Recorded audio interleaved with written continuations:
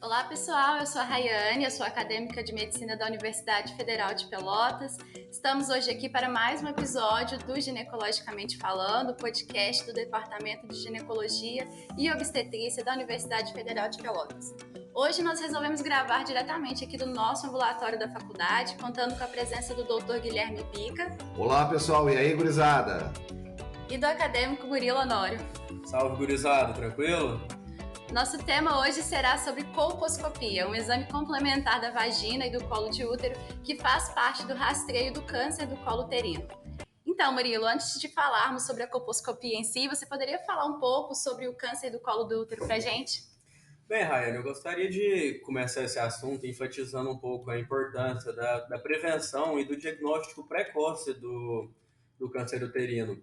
Pois existe uma fase precursora na qual o tratamento efetivo ele leva a chances de cura de praticamente 100% dos casos. Infelizmente, por mais possível que seja fazer essa prevenção, seja com a coleta de um pré-câncer ou em alguns casos mais específicos, com uma colposcopia, esse desfecho nem sempre é favorável.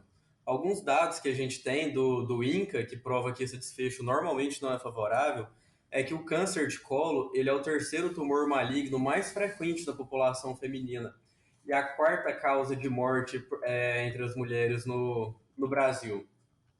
E ele costuma ser até relativamente frequente também. Aproximadamente 16 mil casos surgem no Brasil por ano e causam a morte de mais de 6 mil mulheres a cada ano. Muito obrigada pelas colocações sobre o tema, Murilo. Você disse que a prevenção é algo chave no tratamento do câncer do colo uterino. Mas o que é colposcopia e por que falar sobre isso é tão importante? Bem, Rai, a colposcopia é um exame de rastreio do câncer. Ou seja, você não espera ter o câncer para fazer esse diagnóstico. Mas sim a gente faz esse exame para ir em busca de alguma normalidade que possa evoluir para esse câncer, entende?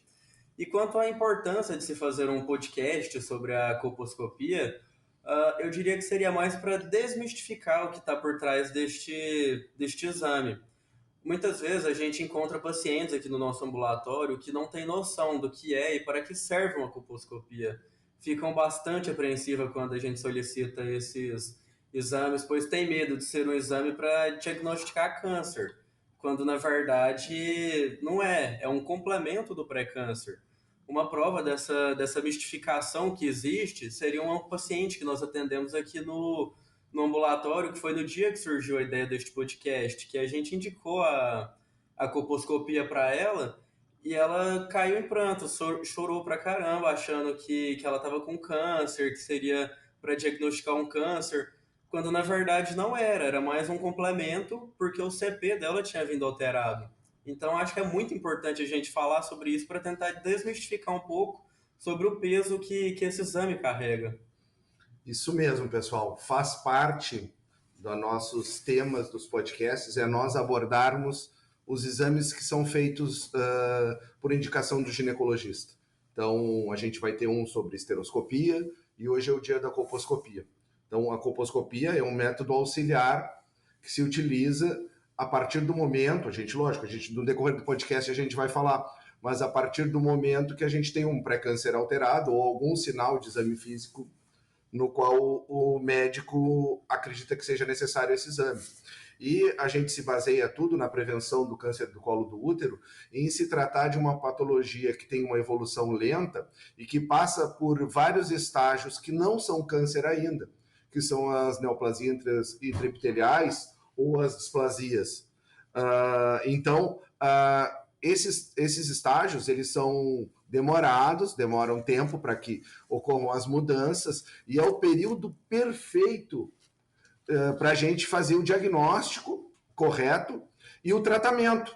Então, assim, a grande parte das pacientes que são encaminhadas para um exame colposcópico, como tu bem falastes, elas não têm câncer de colo, elas têm uma lesão precursora, na qual, se a gente agir a tempo, a gente consegue cortar essa história natural do câncer e tratar e curar elas. E se a paciente, porventura, tiver um câncer inicial, também a gente consegue corrigir, curar e tratar as pacientes. Então, é nessa busca que a gente quer tornar esse exame conhecido pelas pacientes, que elas entendam que é um exame benéfico, que é para complementar o diagnóstico e que é para curá-las. A ideia é essa sempre. Muito interessante. E a colposcopia ela é realizada com um determinado instrumento, né? O colposcópio. O que é esse colposcópio? É importante as pacientes entenderem do colposcópio, porque não é todo ginecologista que trabalha com isso, que é estranho, né? Elas têm uma alteração no pré-câncer e muitas vezes ele referencia ou para um ambulatório especializado ou para um médico diferente, né? Então, é importante que elas entendam. O colposcópio, ele nada mais é que um microscópio grande, né, no qual ele faz o foco diretamente no colo da paciente. Ah, mas é um exame moderno, é um exame que foi recentemente criado.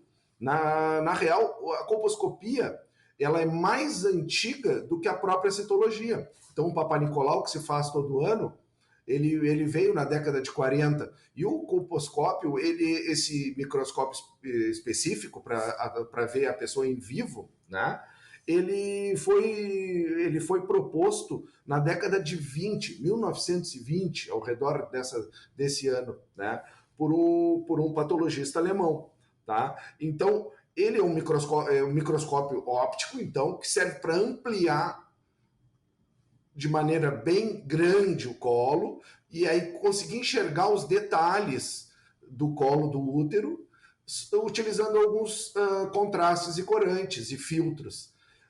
Com o passar do tempo, o colposcópio, lógico, essas óticas elas foram evoluindo, o tipo de iluminação foi modificando, com o advento da tecnologia digital, se introduziu nesse aparelho uma câmera de vídeo que pode digitalizar imagens e essas imagens podem ser gravadas e fotografadas e colocadas no laudo, junto com setas, com locais demarcando áreas. Então, lógico, o exame evoluiu nesses 100 anos dele, porque praticamente nós estamos fazendo uma comemoração aqui dos 100 anos da colposcopia. Esse podcast talvez seja em comemoração, então, dos 100 anos da colposcopia, sendo feito na sala de colposcopia. Então, eu fiz questão que a gente viesse aqui, depois a gurizada vai fotografar e colocar no Insta o aparelho, né? Então, é um podcast de comemoração de 100 anos. E outra coisa que eu queria falar, aproveitar aqui o ensejo, é que assim, o sucesso desses nossos podcasts, ginecologicamente falando, a gente mede numa situação. Isso eu gostaria que os ouvintes escutassem. São 7h30 da manhã, o pessoal acordou com menos 1 grau, que hoje em dia nós estamos em clima europeu aqui em Pelotas, tá? E veio nas férias para gravar o podcast às 7h30 da manhã. E olha que um é de Goiás e o outro é de Minas Gerais. Então, quer dizer que tá dando certo, tá dando certo. Acabamos de receber um chá aqui também, tá dando certo pra gente. Fica fácil trabalhar desse jeito. E pra gente que veio lá de cima, tá ainda mais frio. Então, segue o baile. Então, vocês disseram pra gente que a colposcopia é um exame complementar. O que isso, na verdade, significa? E não são todas as pacientes, então, que vão precisar fazer esse exame? Não, a colposcopia ela é um complemento do rastreio do pré-câncer, do Papa Nicolau, que é rotina na ginecologia, na saúde da mulher, né? Que é um exame fornecido gratuitamente pelo SUS. Então, ele é um complemento. Então, normalmente, a colposcopia ela é solicitada apenas quando aparece alguma alteração no resultado desse citopatológico. Que tipo de alterações pode ser essa? Pode ser lesões intraepiteliais, pode ser alguma verruga sugestiva de HPV, que é um dos principais fatores que causa o câncer no colo do útero. Pode ser processos inflamatórios persistentes também. Então, há uma série de indicações da colposcopia. Mas, normalmente, ela funciona como um complemento desse CP. Mas não significa que essas alterações são câncer, são possibilidades de câncer. A colposcopia ela investiga de forma detalhada essas possibilidades. E esse exame também ele é indicado para o monitoramento das pacientes que já foram tratadas com essas lesões intraepiteliais. Então, como o próprio Dr. Bica falou, diagnosticado precocemente ou então com uma rotina, a gente tem grandes chances de ter um tratamento eficiente dessa patologia, desse câncer, entende? Então é fundamental a gente ter esse complemento. É bem por aí. E eu me esqueci de falar antes, quando vocês me perguntaram das indicações do colposcópio, as indicações da imagem do colposcópio, elas são estendidas às estruturas que são adjacentes ao colo, tá? Não só ao colo. Então, quando é olhado o colo, tu olha as paredes vaginais também.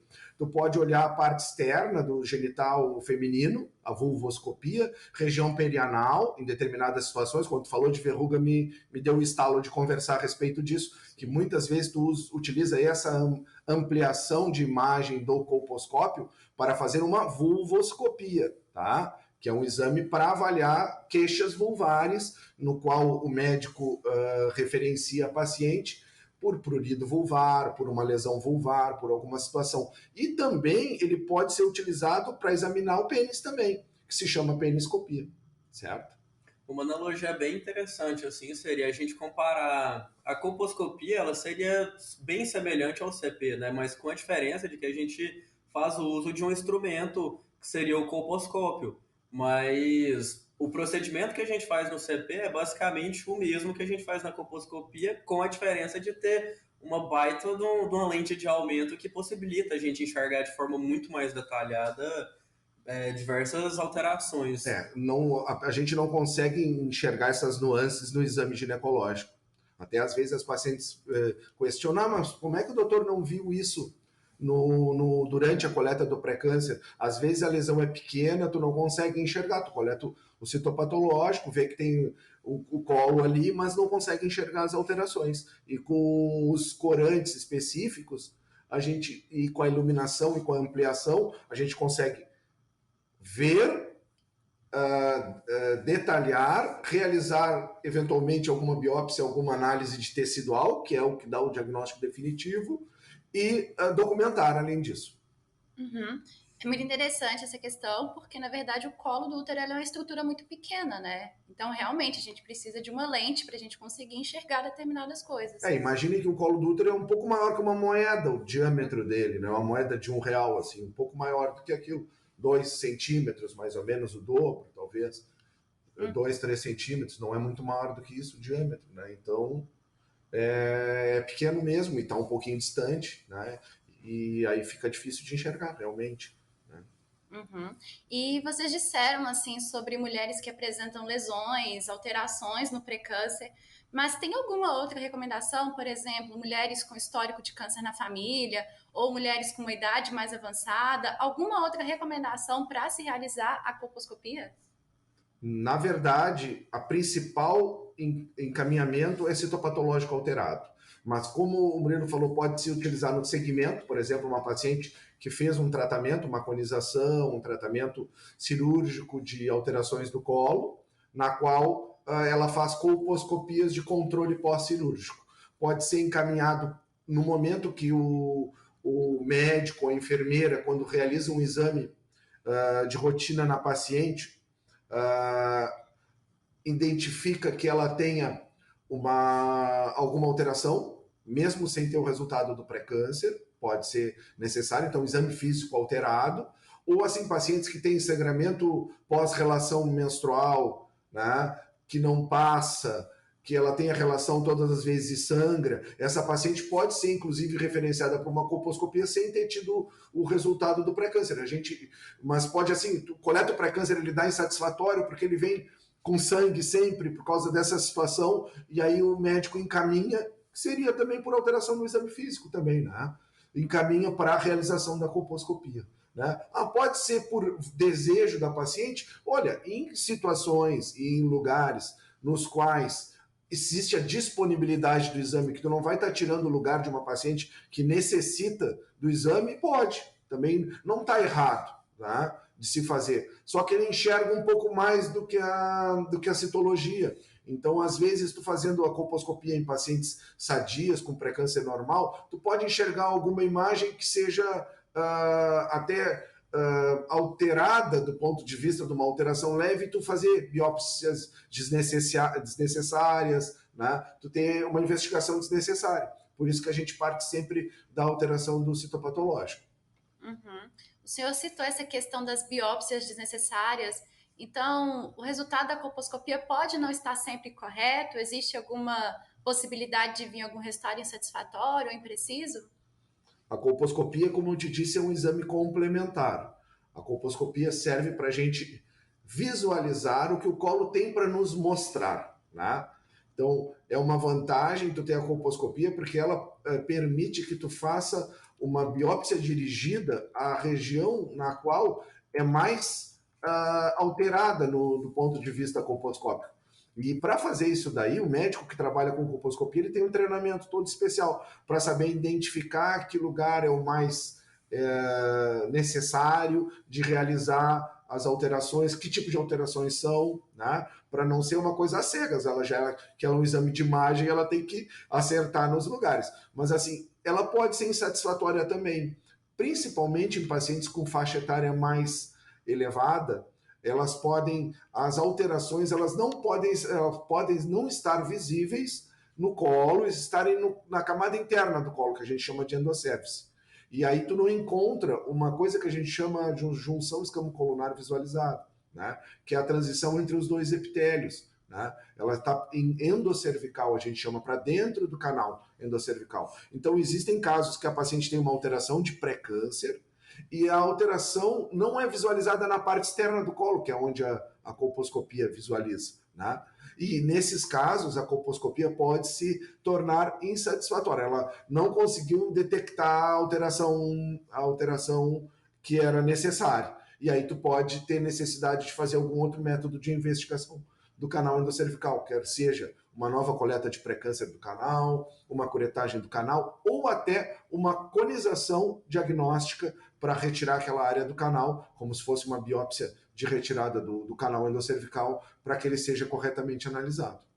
Uhum. E como qualquer exame, a colposcopia ela vem com um laudo, né? Como que funciona a emissão desse laudo? O que o médico faz com o resultado desse laudo? Então, ela é um exame na qual o médico, o patologista cervical, ele presta um serviço entregando um laudo que a paciente vai levar para o médico clínico, né? Então, ele faz esse detalhamento com ou sem fotos, ele também tem um esquema gráfico que ele pode desenhar na ausência das imagens, como era antigamente, como ela foi detalhada, né? Ele demonstra as áreas que são mais importantes, descreve as alterações, como se tivesse uma história clínica com o que levou ao exame, descreve as alterações e coloca se foi realizada biópsia, onde é que foi, qual foi o detalhamento.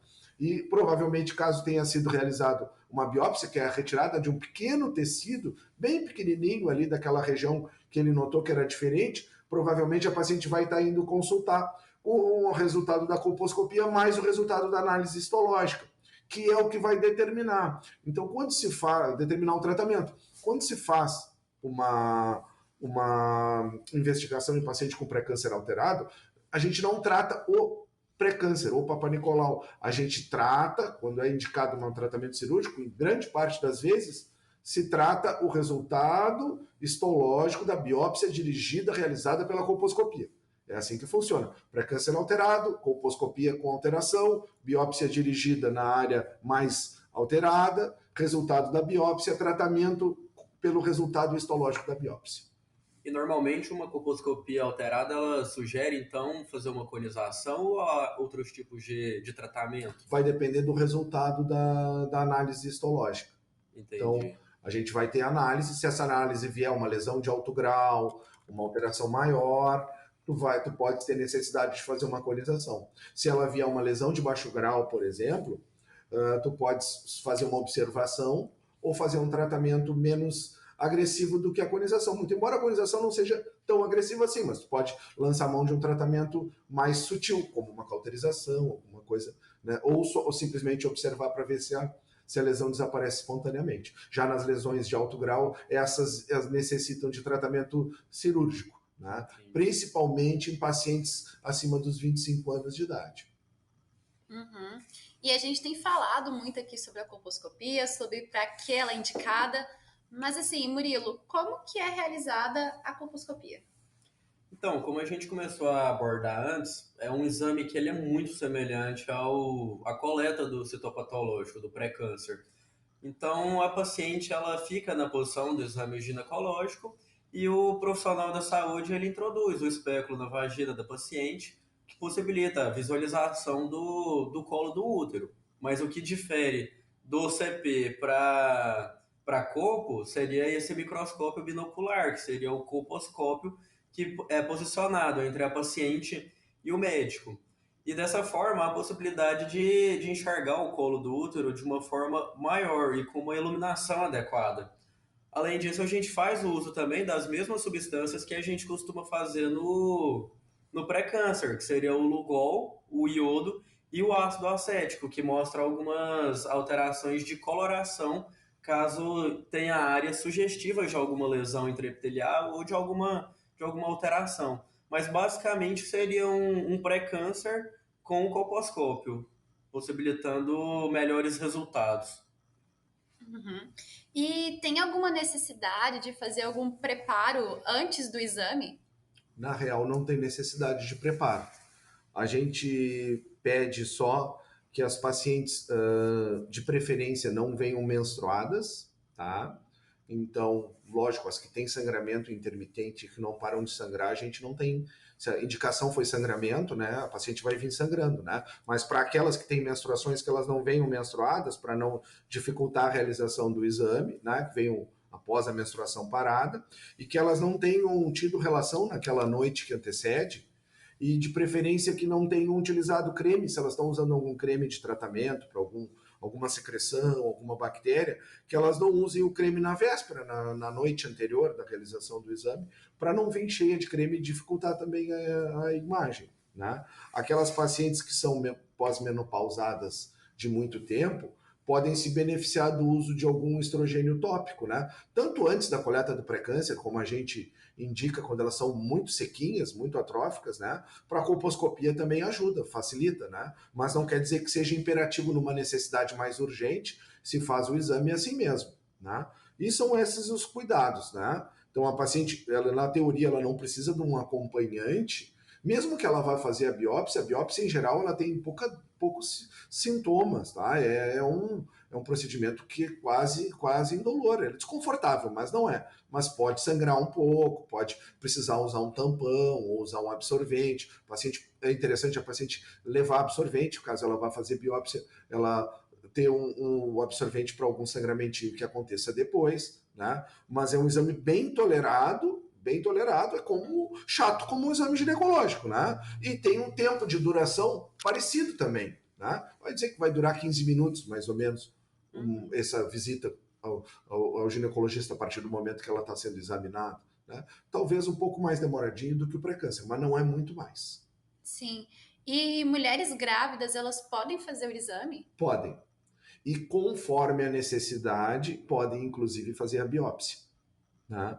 Lógico, se a gente tem uma visualização ali e a gente não acha nada de maior alteração na gestante, a gente não faz a biópsia para evitar sangramentos e coisa assim. Mas lembrando que essas alterações são na superfície do colo. O nenê está lá dentro do útero, passando todo o colo. Então a gente está avaliando uma área que é distante do nenê, não é justo dele. Então, o ato de fazer uma biópsia ou a colposcopia não rompe a bolsa, não muda nada, não dá trabalho de parto antes do tempo, não nada disso. É factível de fazer na gestante. Lógico, com indicação, né? Teve uma gestante com pré-câncer com alteração maior, ela tem que realmente fazer a colposcopia, até para traçar o plano de tratamento dela, de preferência após ganhar o bebezinho, né? Após nascimento. Uhum. E Murilo, você disse que durante o exame a gente usa o Lugol, a gente usa o ácido acético. Que produtos químicos são esses? Então, Rai, o Lugol, ele seria um produto que cora, seria meio que uma coloração de uva que a gente fala, que ele cora todo o colo do útero quando a gente aplica. E quando há alguma alteração, esse colo do útero ele não se cora, ele fica uma região com uma coloração diferente, sabe? Que destoa do restante do colo do útero. E isso pode sugerir alguma alteração. Um exemplo, o HPV, que a gente falou anteriormente, ele é um vírus que está se replicando no interior da célula e isso, ele gasta o estoque de energia que a célula do colo do útero tem. E quando a gente aplica o Lugol, não tem esse glicogênio para se corar com essa substância. O Lugol é basicamente uma substância de iodo. Então a gente percebe essa lesão em determinada região do colo do útero, entende? A gente tem também outra substância que é o ácido acético, que a gente aplica às vezes e forma uma área esbranquiçada quando há alguma alteração dessa região. Então a gente utiliza desses dois produtos químicos como forma de indicar áreas sugestivas de lesões para nós. É bem por aí. Então, o Lugol, ele como cora o glicogênio, na área que está se multiplicando em demasia, está consumindo glicogênio, e aí fica mais claro, a gente chama de iodo negativa, ou Schiller positiva, quando tem essa lesão. E o mais importante, sem colposcopia, qual é o corante importante mesmo? É o ácido acético, que é um ácido acético fraco, a 5%, ele tem uma concentração muito parecida com o vinagre que te utiliza no alimento, tá? Uma concentração parecida, só que é mais purificado. Então ele é colocado ali e ele faz uma desidratação rápida do tecido do colo, e essa desidratação rápida realça os lugares onde tem mais proteína, que é esse lugar que está tendo mais multiplicação em branco. Então a gente chama de zonas acetobrancas ou acetorreagentes, né? Que são as áreas que vão ser mais evidentes, que são as áreas que têm maior multiplicação celular, que provavelmente são as áreas displásicas, né? E esse ácido ele pode causar algum prejuízo, professor? Porque assim, na nossa prática ambulatorial, prejuízo que eu falo seria queimaduras ou irritações, porque na nossa prática ambulatorial aqui a gente percebe as pacientes muito receosas quando a gente fala, vou aplicar um ácido agora. Eu acho que é mais pelo tom ácido É que o a gente jeito que tu fala. fala, né? Eu disse na próxima eu vou botar um vinagre, né? Um vinagrezinho, né? Que aí pode sentir uma ardência leve. Não, mas não sente nada. No máximo um desconforto tipo ardência. E aí, com relação ao iodo, assim, pacientes que são sabidamente alérgicas ao iodo, tá? A gente costuma não utilizar, né? Mas também, assim, eu desconheço alguma reação maior, assim, mesmo de alergia, porque tem gente que não sabe que é alérgica ao iodo, né? Pode sentir também uma ardência, mas não é nada, totalmente tolerável. São dois produtos que são, basicamente, é diferente do ácido para tratamento de uma verruga, por exemplo, que tu vais aplicar, é o mesmo ácido acético, só que tricloroacético, a 80%, não a 5%, então é 20 vezes mais, 30 vezes mais concentrado, né? Que aí sim, esse queima mesmo, né? Só não pode usar um no outro, né? Tem que usar o a 5%. Essa questão do iodo é interessante também a gente falar para o pessoal ficar atento, porque muitas vezes pacientes pós-menopausa, por exemplo, que tem uma atrofia do tecido vaginal, tem uma reserva baixa de glicogênio, né? Então, muitas vezes tem uma coloração menor, mas isso não quer dizer que tem alguma lesão ali. Seria mais uma baixa reserva de glicogênio das células que já estão atrofiadas no período pós-menopausa. Fica iodo claro aí, ele não consegue corar tanto. Até no exame ginecológico, né? Quando vocês estão coletando citopatológico, se usarem o iodo, vão ter esse tipo de encontro, né? E também o iodo ele não se utiliza no epitélio glandular, tá, pessoal? Então, para ectopia, assim, ele não vai corar a ectopia mesmo. Ele não se aplica, é um teste que não se aplica para o epitélio glandular. Já o ácido acético, se tiver alguma alteração de epitélio glandular, ele pode realçar. Uhum. E tem alguma restrição para alguma paciente não ser indicada em realizar a colposcopia? Por exemplo, a paciente que usa DIU, ela pode fazer a colposcopia? Pode fazer, não tem problema nenhum. Não sai o DIU no colposcópio nem engravida depois, tá? Não tem risco nenhum. Assim, ó, pacientes virgens, né? Que também provavelmente não vão ter alteração de pré-câncer, mas tu pode ter uma outra indicação, né? Tu vai ter dificuldade de acesso, né? Porque tu não vais conseguir acessar devido ao ímen, né? Acessar o colo. Seria uma dificuldade de acesso, mas no restante não existe contraindicação. Uma paciente pós-radioterapia, tu pode ter dificuldade, pode ter uma dificuldade técnica de posicionamento, né? Mas não que seja uma contraindicação. É uma dificuldade técnica. Uhum. E o senhor disse no início que a colposcopia ela podia ser usada para, por exemplo, fazer uma análise da vulva, fazer uma análise, até mesmo uma análise do pênis em alguns casos. Durante a coleta da colposcopia, a gente pode coletar algum outro exame, além de fazer essa análise? Além de fazer análise e tirar as fotos, tu pode aproveitar o exame colposcópico para coletar um citopatológico que esteja atrasado, por exemplo. Então, a paciente foi referenciada para a colposcopia, mas aí o Sistema Único de Saúde demorou um baita de um tempo para chamá-la, né? E ela já vem no dia com pré-câncer atrasado. E é uma coisa corriqueira no SUS, né? A gente sabe, né? Que às vezes fica 2 anos numa fila de um exame e vai ser chamada depois. Nada impede que tu colete naquele mesmo procedimento o citopatológico Papa Nicolau, né? Aproveitando a situação, né? Tu podes também coletar um teste de DNA de HPV naquele momento, né? E é comum, às vezes a paciente vai fazer uma consulta com um especialista, com um patologista cervical, e ele já diz, olha, pelo que tu está me dizendo, talvez seria interessante a gente ter um teste de DNA de HPV. Vejam o nosso episódio de teste de DNA de HPV, a gente tem um episódio que fala a respeito disso, que está muito interessante, né? E a biópsia, né, que é uma situação que é feita durante esse procedimento também. Então, ele se presta para todas essas situações. Pode coletar uma flora vaginal e olhar, tu enxergou uma colpite, quer dar uma olhada no microscópio? Óbvio que pode, né? Às vezes não foi para isso que a paciente fez. E a gente também não pode transformar uma consulta com um especialista numa consulta clínica, exceto se ele for o médico da paciente, né? Mas, eventualmente, pode ser feito todos esses tipos de situação. Sim, nosso papo aqui hoje foi muito produtivo sobre a colposcopia.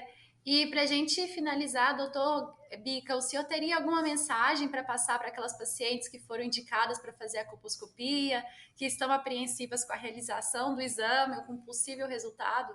Na real é assim, quando as pacientes chegam para mim, principalmente na clínica privada, para a colposcopia, elas já passaram o final de semana chorando, inteiro. Foi o que aconteceu com a tua paciente, Murilo. Sim. Foi a mesma situação, porque elas tiveram um resultado, às vezes não tiveram tempo nem de conversar com o médico. Ele pediu para passarem lá para pegar um bilhete ou alguma coisa e disse que elas precisam fazer um outro exame complementar. Então elas vêm muito assustadas. E elas vêm assustadas com várias coisas. Com a possibilidade de ter câncer, com a possibilidade de não conseguir criar os filhos, é uma coisa assim, porque não vou ver meus filhos crescer, né? Eventualmente até com a possibilidade, porque a gente tem a situação do HPV linkada nessa situação também, como é que eu peguei isso daí, o que está acontecendo comigo, né? Então, são muitas coisas, então se gera uma situação bem complexa. Então, a primeira coisa que eu gostaria de dizer para as pacientes, e esse podcast ele é para os alunos, mas ele é para as pacientes, tá? Se tranquilizem, se preparem para o exame, como a gente falou, abstinência de relação, na véspera, né? Não venham menstruadas se possível, né? O exame não vai doer, o exame é para complementar o resultado do pré-câncer, a possibilidade do resultado ser um resultado adequado, que no máximo exige algum tipo de tratamento e de ficar curada é muito grande, quase que total, né? Mas é necessário. A partir do momento que foi indicado esse exame, vamos fazer o exame para investigar e para não perder o tempo. Porque às vezes, aqui no sul, né, estamos nesse frio, o cavalo encilhado passa, né? E quando a gente diz aqui no sul, não sei se lá se fala assim, se o cavalo encilhado passar, a gente tem que montar e subir nele, né? Então, a gente tem que aproveitar as oportunidades para poder resolver a situação. E no colo do útero é bem assim, ele passa muito tempo sem virar câncer, ele é uma lesão precursora, mas em um momento ele vira, né? Se a pessoa não tratar, a possibilidade que aquilo aconteça, ela pode vir a acontecer. Então, a gente necessita focar, ver o que está acontecendo e partir para a resolução. Então, tranquilidade, que vai dar tudo certo. Tranquilidade seria a palavra-chave, assim, né? Porque muitas vezes a paciente, ela pega essa indicação de colposcopia e ela joga no Google ali, para que serve? E aí já aparece, indicados para casos de câncer e tudo, e aí vem com a tragédia, aí é a tragédia. Esse aí ajudou a chorar o final de semana inteiro. Exatamente. Então, acho que esse podcast ele vai ser bastante importante mais para tentar essa desmistificação por trás desse exame mesmo, não é, professor? Perfeito, é isso aí. Exatamente. Então, para todos os nossos ouvintes, façam seus exames, façam seu acompanhamento e confie no seu ginecologista. É isso. Então, doutor Guilherme Bica, muito obrigada, Murilo. Em nome de toda a nossa equipe do podcast Ginecologicamente Falando, eu gostaria de agradecer imensamente a participação de vocês. E eu tenho certeza que as informações trazidas aqui irão estimular as nossas pacientes a realizar os seus exames preventivos e complementares. E lembrando que toda prevenção é sempre a chave da cura de diversas doenças. Um grande abraço a todos, até o nosso próximo episódio. Um abraço, pessoal! Um abraço, até mais! Até mais!